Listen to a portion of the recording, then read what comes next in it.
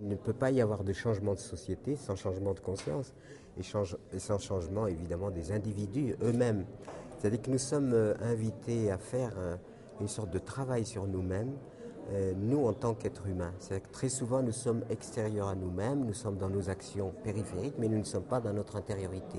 Si nous pour y trouver des questionnements, des souffrances, etc. Alors qu'aujourd'hui il y a nécessité quand même de travailler sur qui sommes-nous, notre propre identité et comment allons-nous évoluer pour que la société puisse évoluer, puisque chacun de nous est la société et que la société, c'est chacun de nous. Quand on sait qu'il y a 1 milliard de personnes sur Terre qui souffrent aujourd'hui de faim, que la faim des abeilles, le problème des OGM, comment arriver à cette sobriété heureuse finalement avec cet ensemble de mauvaises nouvelles qui font que beaucoup ont le moral un peu plombé et ça leur fait peur plus qu'autre Oui. chose. Oui, c'est vrai que dans une période de pénurie, les gens ressentent mal la nécessité du moins. Du moins ceux qui sont évidemment les plus pénalisés socialement.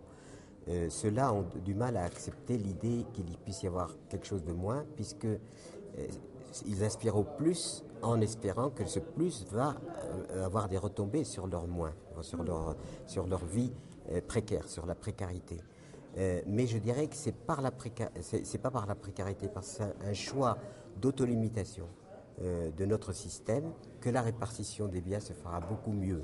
C'est pas le toujours plus indéfini concentrationnaire et qui ne répartit pas les résultats sur l'ensemble qui va aboutir à ce que la personne qui a peur du manque puisse répondre à ses besoins. C'est au contraire par cette sobriété que l'on va aider à répartir. Parce que systématiquement, si vous voulez, tout ce que j'ai en trop, je le fais payer par quelqu'un d'autre. C'est au détriment de quelqu'un d'autre parce que c'est presque une loi mathématique.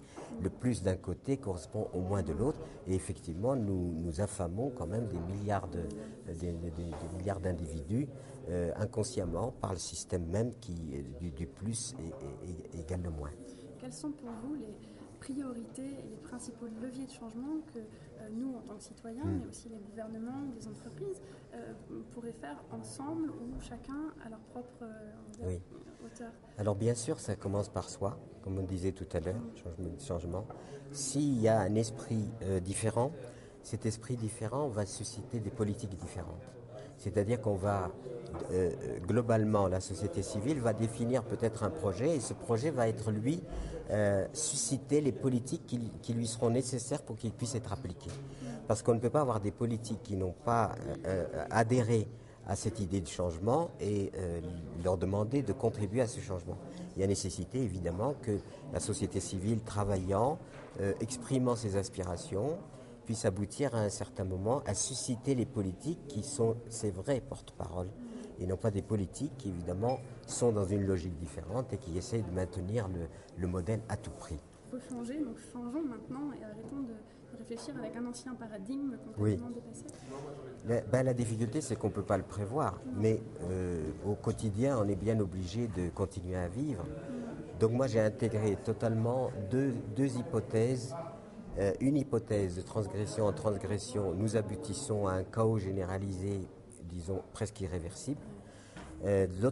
L'autre perspective, c'est celle qui évidemment me mobilise et à laquelle j'ai envie de me dévouer, c'est continuer à faire ce que l'on peut pour sensibiliser, mais nous ne faisons pas que sensibiliser. C'est pour ça que ces débats très courts ne permettent pas d'exprimer vraiment les choses, parce que nous ne faisons pas que sensibiliser, nous créons des structures, nous incarnons des choses, nous démontrons concrètement que c'est possible autrement, par un nombre de structures maintenant qui deviennent quand même assez nombreuses.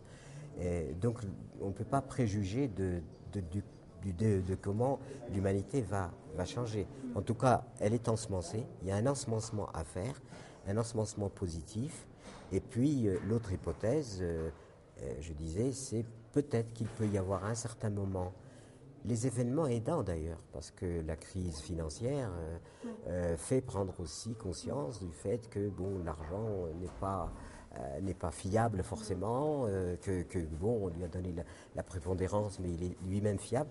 Donc toutes ces crises, il va s'ajouter évidemment la crise alimentaire, hein, qui va être à mon avis terrible si on ne la limite pas. Et c'est cela qui va aboutir peut-être à faire que les consciences, il puisse y avoir un sursaut de conscience. Aujourd'hui, ce n'est pas le problème de dire régresser, parce que beaucoup de gens parlent de la décroissance comme retourner en arrière. C'est pas du tout ça. C'est utiliser les moyens et les ressources que nous avons, nos savoirs, nos savoir-faire, l'argent, tout, mettre au service de la création d'un autre modèle, un modèle d'une autre société, d'un autre monde. C'est pas du tout se démobiliser et dire retourner en arrière. Non, c'est pas du tout ça. Seulement, ça ne peut absolument pas se faire sans la modération. C'est-à-dire qu'on ne peut pas reproduire un modèle même écolo sans modération. Parce qu'on peut parfaitement créer un enfer écologique par le fait même que nous n'avons pas intégré la nécessité de la sobriété de l'être humain lui-même, qui trouve une joie d'être et un bonheur d'être dans cette simplicité. Et à partir de là, on peut espérer un autre monde. Mais l'autre partie aussi, l'autre hypothèse, c'est-à-dire déflagration générale, chaotisation de tout le système et arriver aux limites du système jusqu'à, et même éventuellement l'éradication humaine, c'est aussi une possibilité. Ouais.